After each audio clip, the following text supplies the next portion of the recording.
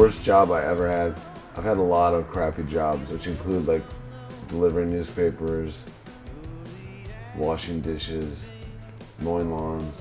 But hands down, the worst job I ever had was right before Dan and I started the band. I was 21 years old and I ended up working at a telemarketing place. It was the most soul-crushing experience I've ever had. I've never felt like... At the same time, my car got broken into, my stereo got stolen. So I was driving around in a 1994 Ford Escort wagon with the windows busted out and a boombox in the back with a cassette player because I had no stereo, listening to dubbed tapes.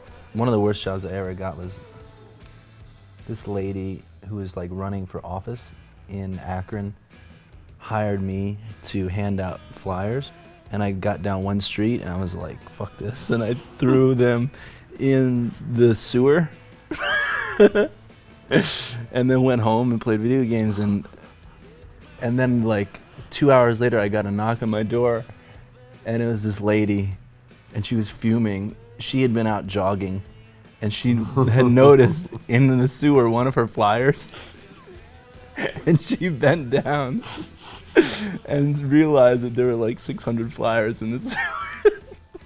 You were almost home free. I know, man. Yeah, well, I think when you're kids though, you think that you throw something down the sewer and It it's like, disappears. it's gone. It's gone. Me and some buddies, when we were like, I was in 4th grade, we went, they used to sell you smoke bombs when you were a kid. And these things were actually called smoke pots. And what they did was, they shot flames off out of either side that were like pretty intense for like 2 seconds, and then just a huge cloud of smoke. And we bought a bunch of these and just threw them down a sewer. Didn't think anything about it, and we lit like basically the entire park on fire. And a cop car came and crashed. This is one of 2 stories I have where it involves a cop car crashing to come yell at me as a kid. The cop car crashed into the embankment. The guy got out and called us motherfucking assholes. And we were like 8 years old and we're like, what the fuck? And he realized exactly at that point that he was already being too harsh and let us go home.